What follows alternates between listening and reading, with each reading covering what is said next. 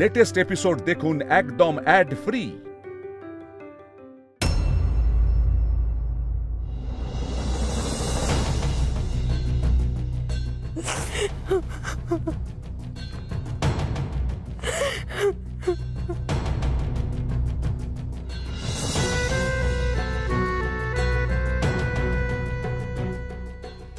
তোমরা তো সবটাই শুনলে। মেচকা আমাদের শোরুমের একটা মেয়ের সঙ্গে অন্যায় সম্পর্কে জড়িয়েছে।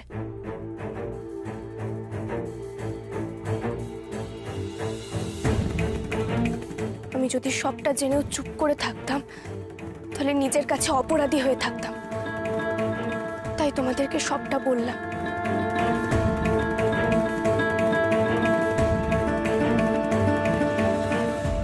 এবার তোমরা বড়রাই যা সিদ্ধান্ত নেবার তাই নাও।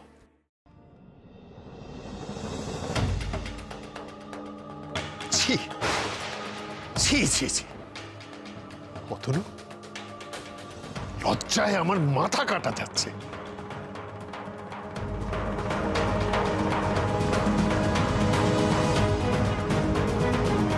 আমার ছেলে একটা কুলাঙ্গার, চরিত্রহীন। না বাবা, এ সমস্ত কিছু মিথ্যে মিথ্যে। তুমি কেন বুঝতে পারছো না? আমাকে কেন দোষী বানাচ্ছ বলো তো? এই গৌরী মেয়েটা আমার শত্রু, তো ওই জন্য এসব বানিয়ে বানিয়ে বলছে, আমাকে ফাঁসাচ্ছে। খবরদার বলছি, খবরদার। গৌরীর নামে না আর একটা কথা বলবে না, তাহলে কিন্তু আমি আজকে শুধুমাত্র গৌরী ছিল বলে আমি সত্যিটা জানতে পেরেছি।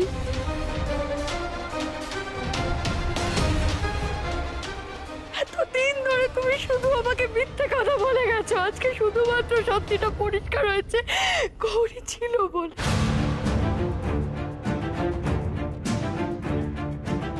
সবাই জানতে পারছে তোমার কীর্তির কথাটা, সবাই জানতে পারছে, বুঝতে পারছো?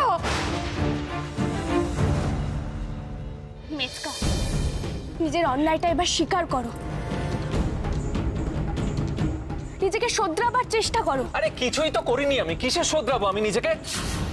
তুই আবার কোন আক্কেলে কথা বলছিস? হ্যাঁ, তোর কি এই বয়সে ভীমরতি ধরেছিল নাকি? তুই বোধহয় ভুলে যাচ্ছিস তোর দুটো মেয়ে আছে। ওই মেয়েটার বয়স ওই মুক্তার কাছাকাছি হবে। আরে বাবা, তোরা যা নয় তাই ভেবে যাচ্ছিস আমাকে নিয়ে। আমি কিচ্ছু করিনি। ওই ওই ওই মেয়েটা কি নাম, সুপর্ণা না কি নাম, আমার ওর সঙ্গে কোনো ঘনিষ্ঠতাই নেই। তাই নাকি? আবার মিথ্যে কথা, আবার মিথ্যে কথা। মেজো কাকা তুই চুপ কর। এই বংশের ছেলে হয়ে তুই এসব কাজ করবি আমরা ভাবতেও পারি না।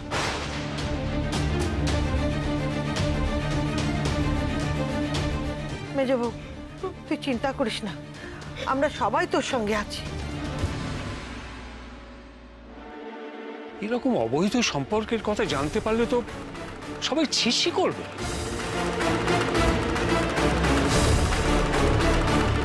পচা মাছ আর অবৈধ সম্পর্কের গন্ধ কোনোভাবেই চাপা দেওয়া যায় না।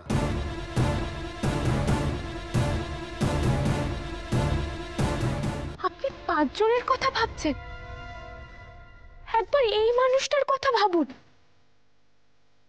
কদিন ধরে কি ঝড়টাই না যাচ্ছে মানুষটার উপর দিয়ে।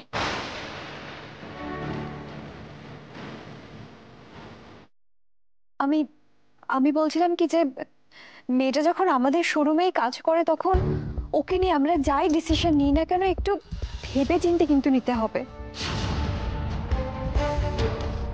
একবার জেলের ভাত তো খেয়েছো, হ্যাঁ? শিক্ষা হয় না তোমার, আবার ব্যাপারটা সেই দিকেই এগোচ্ছে। ছি,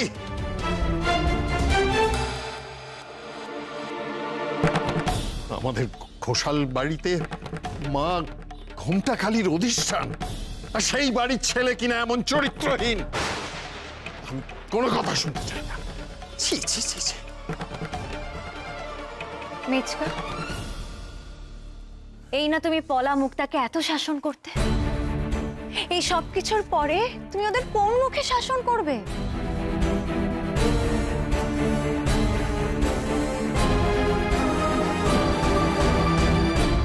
এসব কিছুই হতো না কাকপক্ষিতেও টের পেত না যদি গৌরী না বেশি বাড়াবাড়ি করত। একবারই ঝামেলা কাটিয়ে উঠি, তারপর দেখে নেবো ওকে। পরের বার আর জ্যান্ত ছাড়বো না। তাহলে দাদা, এবার আপনারাই ঠিক করুন মেজ খোকাকে নিয়ে কি করা উচিত।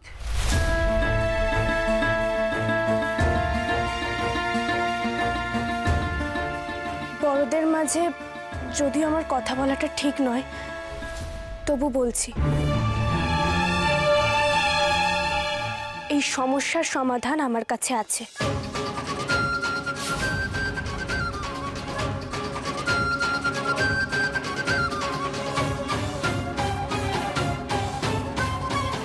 গৌরীর কাছে সমাধান মানে তো ওই হয় মায়ের পুজো, আর না হলে মাকে নিয়ে কিছু উদ্ভট সমাধানের চিন্তা। বলো না কি বলতে চাও। আমি তো ভালোবাসার পক্ষে। পলা দিদির বিয়ের সময় ওদের পাশে ছিলাম। পলা দিদির পাশে যখন ছিলাম তখন মেজকার বেলায় আমার আপত্তি থাকবে কেন?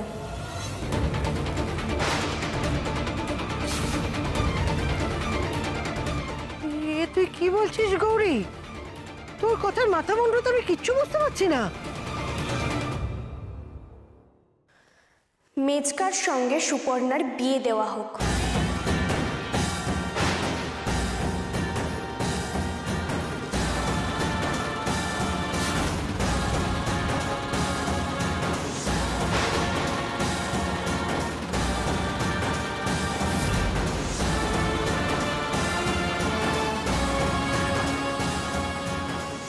ডিসকাস্টিং।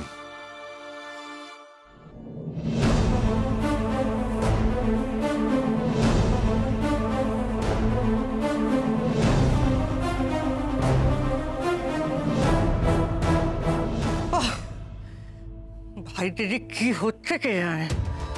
মেজদার মাধুরীকে দিয়ে কোনো কাজ হবে না। কোথায় আমি ভাবলাম আমার কাজ আমি ওদের দিয়ে করাবো, তা না নিজের মধ্যে লড়াই করে শেষ হয়ে যাচ্ছে।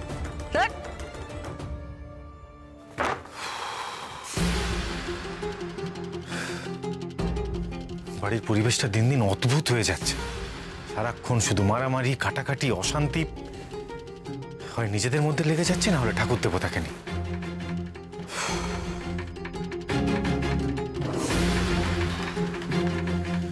জীবনে একটু শান্তি দরকার আমার।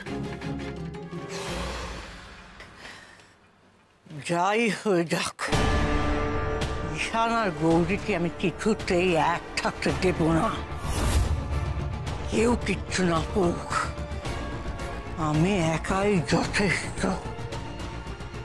সবে আমি ওদের মধ্যে গন্ডগোল বাঁধিয়েছি, এবার এমন ঝড় তুলব দুজন দুদিকে ছিটকে পড়বে।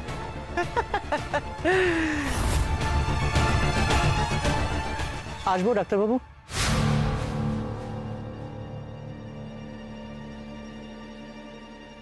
কি কি বলছো কি তুমি? যা বলছো ভেবে বলছো তো? কোনো কিছু ভেবে বলার মতো মনের অবস্থা কি ওর আছে? ও যা সব বলছে ওর মাথা খারাপ হয়ে গেছে। তুই কি রে গৌরী, এইসব কথা তুই বলতে পারছিস? যাকে চিনি না জানি না তার সঙ্গে তুই মেজ কাকার বিয়ের কথা ভাবছিস? মেজ ভাইয়ের কথা একবারও ভাববি না? গৌরী যা বলেছে একদম ঠিক কথা বলেছে।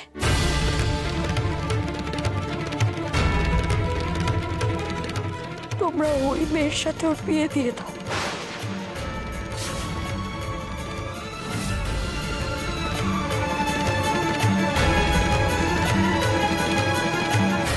আমার কোনো আপত্তি নেই।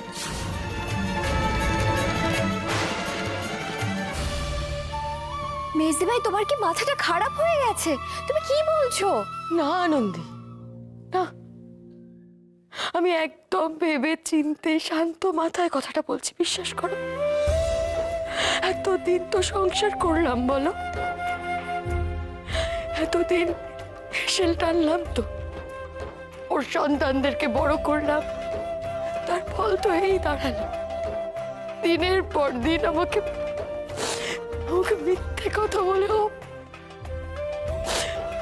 যে কাজটা করেছে না আনন্দী, তারপর আর সংসার করার ইচ্ছেটা আমার নেই ওর সাথে।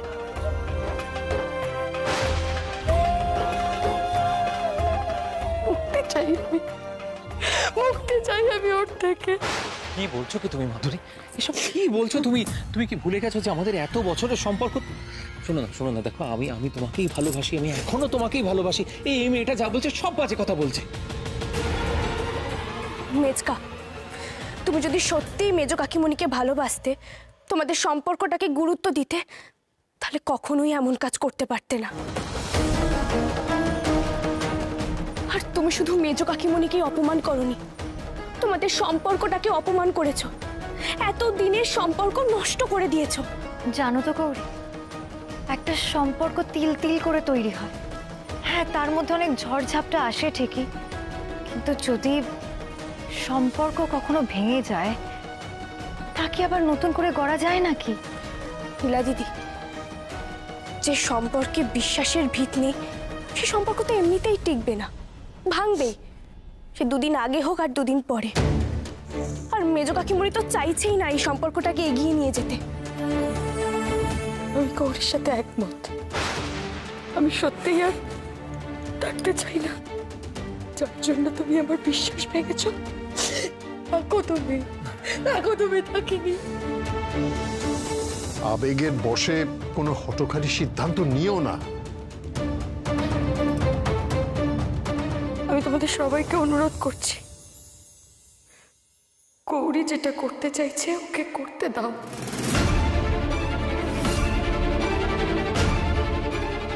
ওর বিয়ে দিয়ে দাও ওই সুপর্ণার সাথে।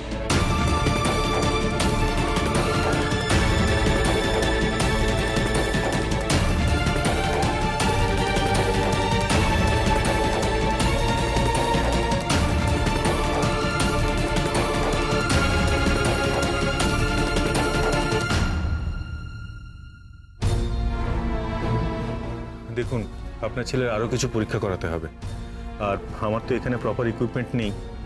তো কালকে সকালে ওকে নিয়ে একটু হসপিটালে আসুন, কারণ শুধু সিমটম শুনে ডিসিশন নেওয়াটা ঠিক হবে না। আমার ধারণা ওর একটা মাইল্ড হার্ট অ্যাটাক হয়ে গেছে।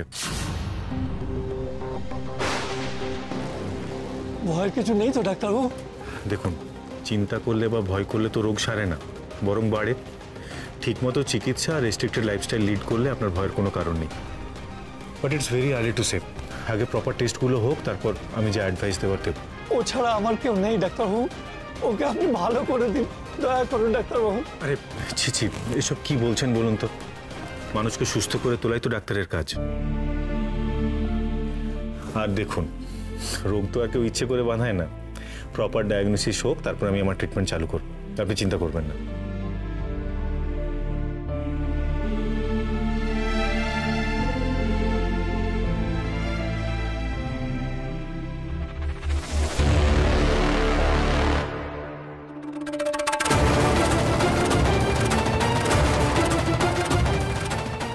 আগের বার আমার ভুল চালে আমার পাকা ঘুঁটি কেঁচে গেছিল। এবার আমি সেই খেলাই খেলবো, তবে একটু নতুন ভাবে।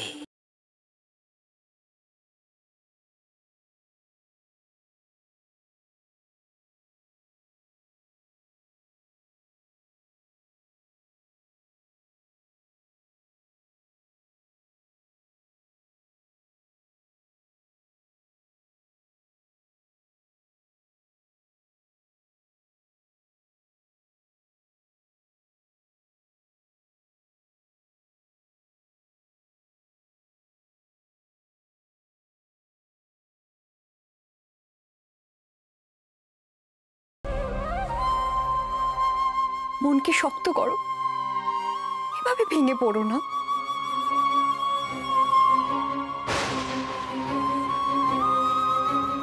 ওকে উস্কাচ্ছ? এইসবই করছো ওর সঙ্গে তোমরা, হ্যাঁ? আর তুমি কি করবে? ওদের কথায় নাচবে? যা সিদ্ধান্ত নিতে চলেছো ঠিকঠাক করে ভেবে নিচ্ছ তো? কি করবে এই বাড়ি থেকে বেরিয়ে? কোথায় যাবে, কোথায় থাকবে? রাস্তায় রাস্তায় ঘুরবে? আর এই যে এরা কিন্তু এই বাড়িতে দিব্যি আরামে থাকবে। তোমার কি হবে? তুমি তো কিচ্ছু করতে পারো না। আমি কথা না বলে পারছি না মেজকা।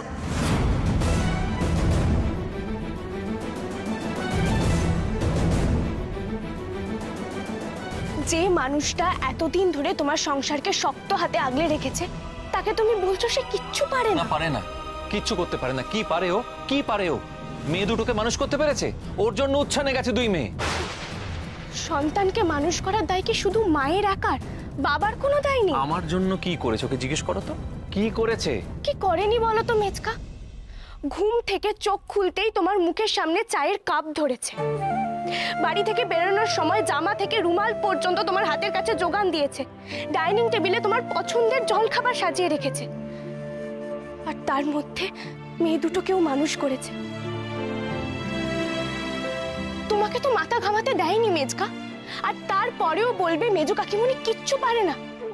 যে মানুষটা সব সময় তোমার সুখে দুঃখে পাশে ছিল তাকে তুমি এভাবে অপমান করছো। চমৎকার চমৎকার, দারুণ দারুণ দারুণ। নেত্রী তুমি হবেই, কেউ আটকাতে পারবে না, অবশ্যম্ভাব। খুব ভালো ডায়লগ। তবে এগুলো শুধুই ডায়লগ, আর এইগুলো শুনেই তো তুমি ধেই ধেই করে লাফাচ্ছ।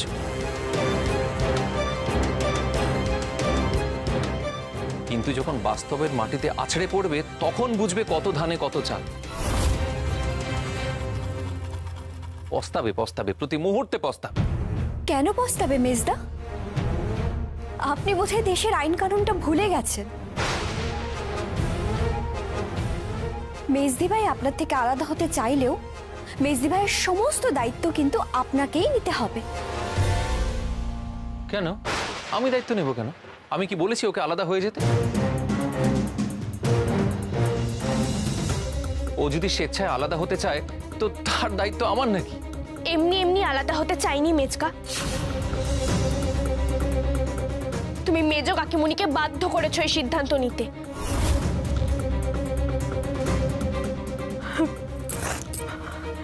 আনন্দে, তুমি বলছিলে না তোমার কোন উকিল জানাশোনা আছে? চলো আমি তার কাছে যাব।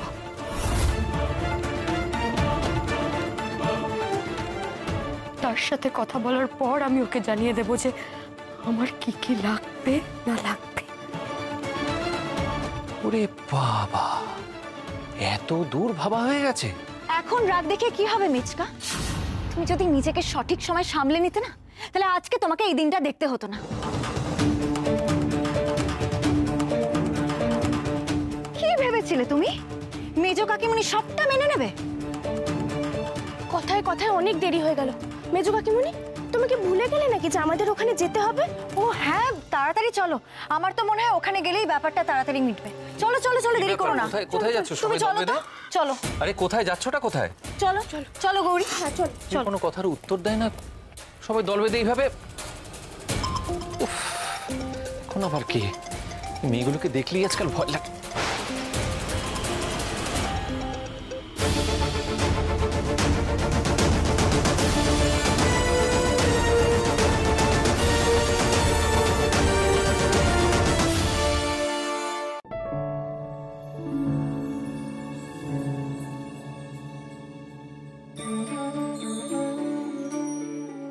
মা, আমি কিন্তু একটু বেরোবো।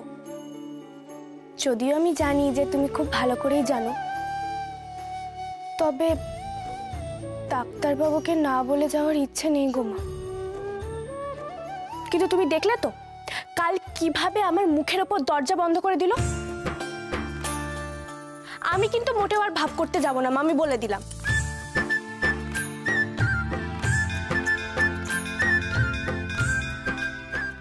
মা, ঘন্টা বাজছে কোথা থেকে? মন্দিরে তো বাজছে না, তাহলে কোথা থেকে ঘন্টার আওয়াজ আসছে? মা, তুমি কি আমাকে এভাবে ঘন্টা বাজিয়ে চুপ করাতে চাইছো? না, আমি কিন্তু তোমার কথা শুনবো না। আমি তো বড় হচ্ছি নাকি? তুমি সবসময় এভাবে আমাকে বলবে না।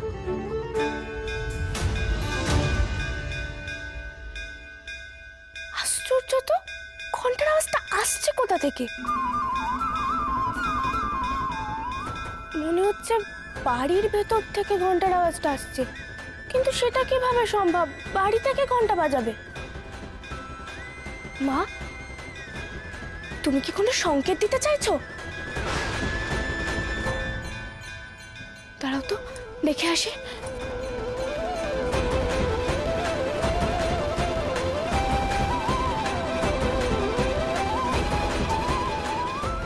মা, তুমি এভাবে আমাকে ডাকলে কেন? তুমি কি কোনো সংকেত দিতে চাইছো? কিছু বলতে চাইছো? আমি ঘর থেকে ঘন্টার শব্দ পাচ্ছিলাম, মনে হয় মা কোনো সংকেত দিচ্ছে।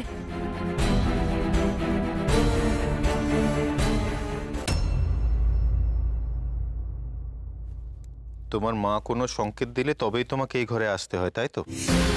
তাছাড়া এই ঘরে আসার কোনো কারণ নেই, আছে কি? এই ঘরে যে তোমার বর থাকে সেই কথাটাও নিশ্চয়ই তোমার মাথায় নেই। ও মা, আমি তো কাল রাতে এখানে থাকতে এসেছিলাম, তুমি তো থাকতে দিলে না। আচ্ছা, আমি বললাম আর তোমাকে চলে যেতে হলো। গৌরী, তোমার বড্ড জেদ হয়েছে, তাই না? খুব বড় হয়ে গেছে তুমি। মানে ডাক্তারবাবু।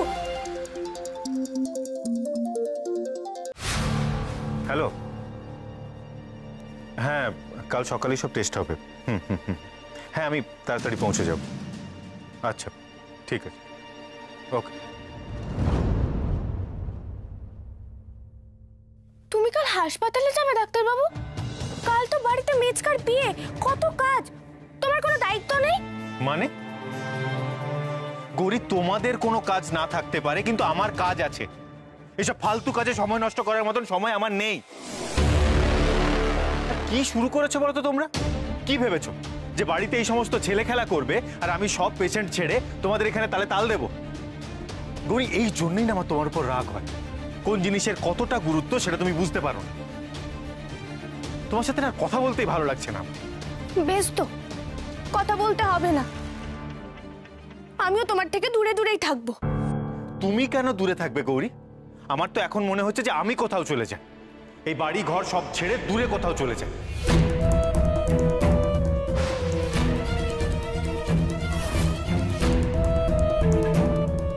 এসব কি বলছো ডাক্তারবাবু?